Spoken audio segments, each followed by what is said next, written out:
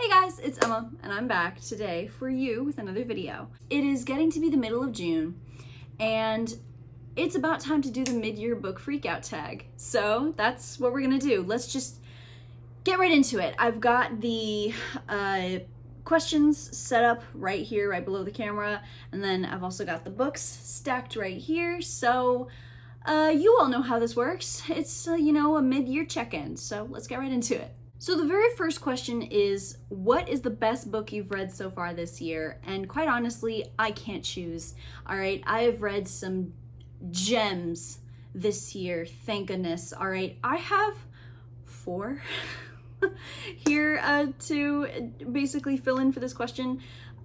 First off, Black Sun by Rebecca Roanhorse, Get a Life, Chloe Brown by Talia Hibbert, A Lady of Rooksgrave Manor by Catherine Moon, and then The Poppy War by R.F. Kuang.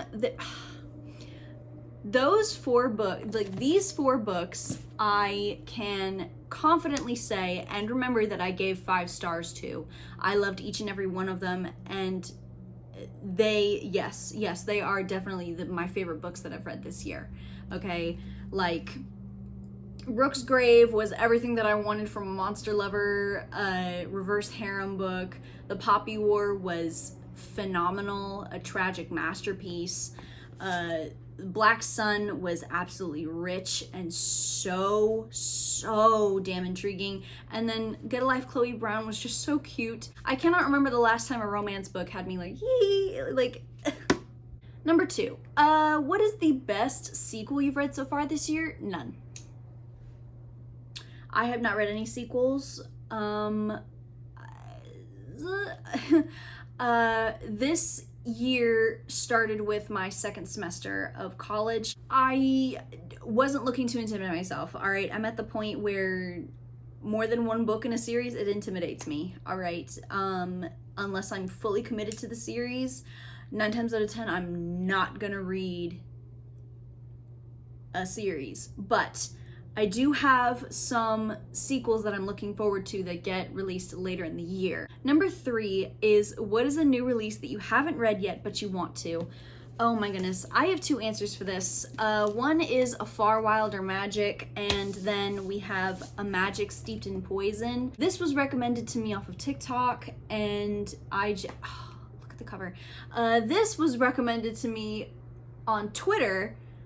Oh, look at the cover. I love these. I cannot wait to get into them. Oh my goodness. I've had them on my shelf for a while. I've just been honestly working up the nerve to get into them. 4, what is the most anticipated book for the second half of the year? Bunch of sequels, funny enough, right? The sequel to A Magic Steeped in Poison, because that comes out in August, I want to say. The sequel to Daughter of the Moon Goddess. I have a review up for this if you'd like to go check it out. I need the sequel. I pre-ordered it. That's how much I liked it. And then also, I'm really looking forward to the sequel to Skin of the Sea by Natasha Bowen. African Mermaids. It was amazing, and I need it in my hands now. Number 5 is, what is the biggest disappointment of the year? For me, this is Down Days, or The Down Days by Ilse Hugo. I was intrigued by The Down Days, 1, because the cover is camp. It's about South Africa and how it comes under the horrible contamination of the laughs, which is the sickness where you laugh so much that you can't breathe, you can't eat, you can't drink, you laugh until you die. And the entire time throughout this entire book, we're being shifted from POV to POV to POV to POV, and nothing's happening. And then we don't see anybody actually succumb to this illness that we're supposed to be so afraid of. I don't know, it was very disappointing, especially because the cover is gorgeous. Number 6 is, what is the biggest surprise of the year? And this is not a good surprise for me. I'm gonna put down Ninth House by Leigh Bardugo for this. I don't feel like rehashing why I was so horrifically surprised by this book. If you would like to know, go check out my rant review. Just be warned that there is a massive trigger warning at the very start of it. But yeah, this, no ma'am. Sorry. Number 7 is who is your new favorite author or a debut author that now you know of? I don't have a new favorite author as of this point. However, I am really interested in the rest of Talia Hibbert's Brown Sisters series. I really want to read Danny's story and then Eve's story because Chloe's was just a masterpiece of a rom-com. So yeah, Danny and Eve, they have some pretty big shoes to fill. Number 8 is who is your newest fictional crush? And immediately, I have to say August Thibodeau from A Lady of Rooksgrave Manor. August is a well-endowed French vampire who likes to watch. And he stole my heart. What can I say? Number 9 is who is your newest, favorite character, not even a crush, just in general. And I have to say that all 3 of them for this question come from Light of the Jedi. All right. Automatically, Jedi Master Jorah Mali. I love her. What a woman. Avar Kriss. She is a bulwark. I love her. And then Indira Stokes. A bad bitch. I loved all 3 of them. All 3 of them have my heart. Number 10 is a book that made you cry. And I was originally going to put The Poppy War for this, but I had already used The Poppy War for the first answer. So the book that I'm using for this answer now is Marina by Carlos Ruiz Zafón. I didn't expect to cry for this book. The Poppy War I expected because everybody had said, it's going to basically suck your tear ducts dry. But Marina, I was expecting like a gothic, mystery crime novel, and I was gifted this, but I was also gifted the beautiful gift of heartbreak. And also the writing in here is beautiful. The writing to me felt like the euphoric buzz of a gas station wine. Number 11 is what is a book that made you happy? And this, I would have to say, is The Unknown Kimi Räikkönen.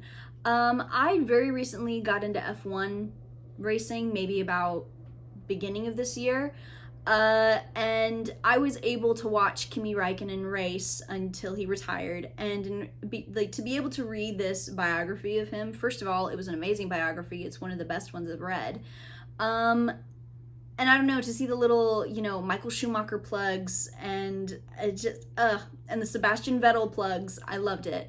I loved reading this book, and I don't know, it was nice to be able to recognize the names and to be able to recognize some of the terms. I don't know, it was just a really nice send-off for Kimi. Number 12 is a favorite book to movie adaptation. I don't have any for this question. I do apologize. I have not kept up to tabs with the book to movie adaptations as of late. I would say the second season of Bridgerton, but I haven't even made it through the first. Take from that what you will. Number 13 is what is your favorite video that you've done so far? And I have a few, because I am pretty proud of some of the videos that I have put out this year, including the video where I recommended books based off of movies that came out last year. I love talking about movies, I love talking about books, I love critiquing them both, and to be able to combine the two of them together, loved it. And then also my nail art vlog, I really did like that. It was new, it was strenuous, probably not the best thing for my nails, but nevertheless, they're making a comeback today with the Poppy War nails. And I don't know, I really just read some really good books for that vlog.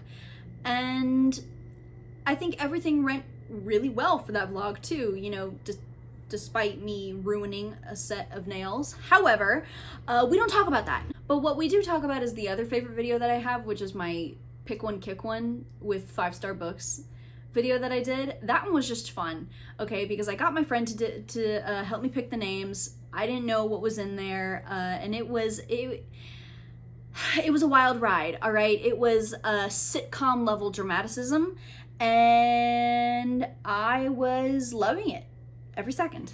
Number 14 is what is the most beautiful book that you've bought this year? And quite a few of the ones that I've shown you guys have been very beautiful, like, for example, Magic Steeped in Poison, Daughter of the Moon Goddess. But because I already showed you guys those, I wanted to bring out a different one, and Little Heaven by Nick Cutter.